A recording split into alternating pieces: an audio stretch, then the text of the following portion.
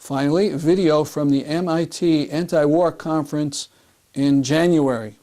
Pardis Cabré, a lawyer who works with prisoners at Guantanamo. So, as was said, I represent several of the men who are now facing their 9th year of detention in Guantanamo. Guantanamo is not closed to anyone who isn't aware. Despite candidate Obama's promise, President Obama's order, it's still not closed. But before we get into the discussion about detention policies and policies about targeting who we can detain, who we can kill, who we can torture in the war on terror that are continuing under Obama, I just want to take a minute in our kind of heady discussion and analysis to remember some of the casualties of the war on terror that we're here for today, and why our work is so critical for them. And I just want to mention a client of mine who is sitting in Guantanamo as we sit here now, again facing his 9th year of detention without charge, whose case has not been reviewed by a court of law yet. He's a Syrian man. His name is Abdul Nasser Khantoumani. He's 50. He looks about 30 years older than his age because of the detention and torture he's been through. He's been separated from his family in Syria for 8 years.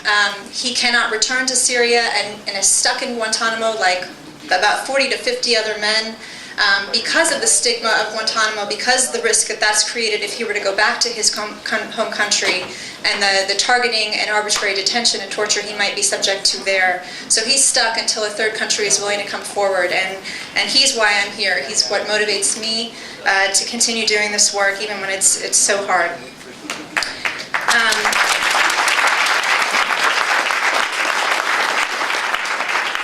So I don't have much to say that's nice about President Obama, and with the story of Abdul Nasser in mind, I just want to talk about the policies that are continuing under Obama, that existed under Bush, despite the change that was promised relating to who we can detain and target and kill even in this global war on terror, and to argue in our panel about debunking the war on terror, that the policies that exist today are not at all meaningfully different than what existed before. I don't need to tell the people in this room that there is a wide perception outside of this room that we've got a constitutional law professor now in office, and that the worst excesses and abuses that happened under Bush are now taken care of, and that those days are over, and they are not. So I'm going to start with just talking a little bit about Guantanamo, and then I'll move to, Guantanamo is just the tip of what we're talking about. There are many other detention sites that exist in a network, and I'll talk about Bagram that still holds 600 to 700 people right now, much in conditions that existed in the early days of Guantanamo. And then I want to talk about not just detention, but how we're targeting and killing people now under a claimed authority to use military force in this war on terror. And then in terms of continuities, the last point I wanted just to make is about the continuity in fighting and obstructing efforts for any kind of accountability for the torture and abuses that have occurred in the past, and what Obama is doing in that way. So starting with Guantanamo, Obama had this very bold, very hopeful announcement on the second day of office over a year ago today, announcing that he was going to close Guantanamo within a year. It should have been done by now. He had a row of veteran military officers standing behind him as he signed his executive order saying, Guantanamo will be closed 1 year from today. In reality, there are still nearly 200 people who are detained, most of whom, again, have never been charged with any crime. They're facing their 9th year of detention. I thought I would be out of a job by now, and I'm not. At this point, the administration maintains that it still hopes to or intends to close Guantanamo, but there is no definite date for closure. And I think I remember reading a report by an anonymous official who said, we hope it'll be done in his first term, Obama's first term. So in my mind, my analysis is just a lot of questions about when this is ever going to be over, even if we're talking about a very small group of people right now in Guantanamo. And not only has the deadline been missed for various reasons, but for example, just recently, one of the things that's contributing to any meaningful future progress towards closing Guantanamo is a recent announcement by President Obama to halt all transfers of Yemeni detainees back to their home country. This was a purely political response to opportunistic calls for Guantanamo to stay open and not to close in response to the underwear bomber on Christmas, the attempted attack on Christmas Day. What that means is that of the 200 or so people who remain in Guantanamo, nearly half of them are Yemeni. And with this decision to halt transfers of Yemenis, any Yemeni for the indefinite future back to Yemen, that just effectively means that we're not going to be able to make any progress towards closure anytime soon. And what's problematic here again is the starting point, this presumption of guilt as our starting point, as our premise. These are men who have not been charged. They have not been tried. The allegations against them, for the most part, have not still been reviewed by a court of law, even though they have that right, because of delays in the court cases and because judges are actually not standing up. It's not just the administration, it's the courts as well. Those allegations have not been reviewed yet, and these are men who, I thought the presumption was innocence until proven guilty.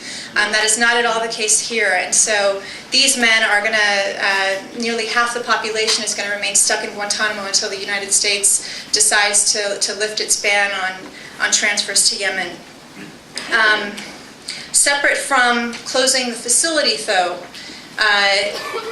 the answer, closing the actual facility is obviously not what's meaningful. The answer is not just transferring detainees to another federal supermaximum facility in Thompson, Illinois.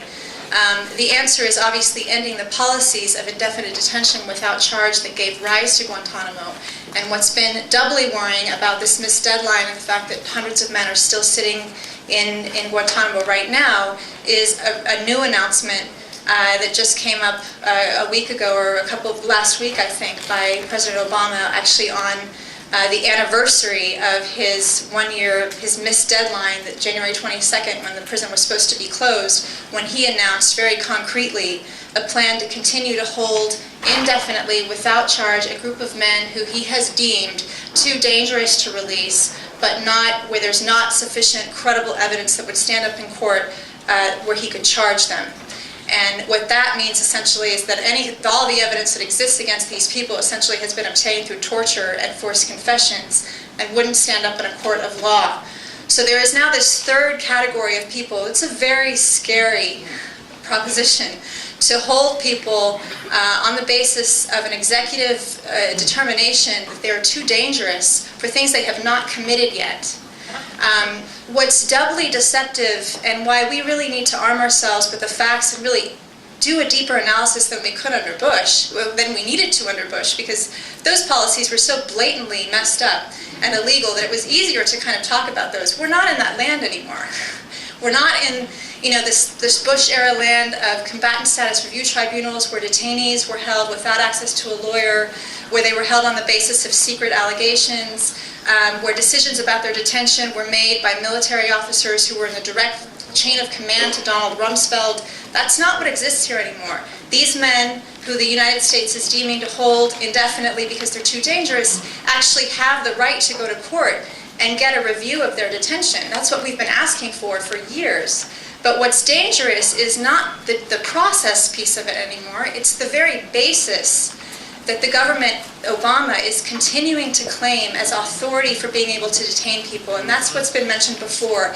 This framework of conceptualizing what's going on as a global war allows the United States government authority to target, pick up, detain, capture, kill anyone, anywhere in the world that it deems to be a threat, not just anyone it says has directly participated in any kind of violent act or hostility, but anyone who has supported those acts. And that definition of support can be very broad.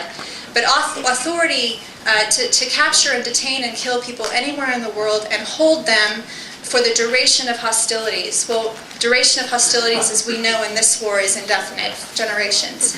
And that's the authority that's being claimed with this new announcement by Obama to continue with this third group of people. Like I said, right now we're talking about 50 people, and it's a messed up policy for one person, but it's a policy that could conceivably encompass many more people, citizens and non-citizens alike.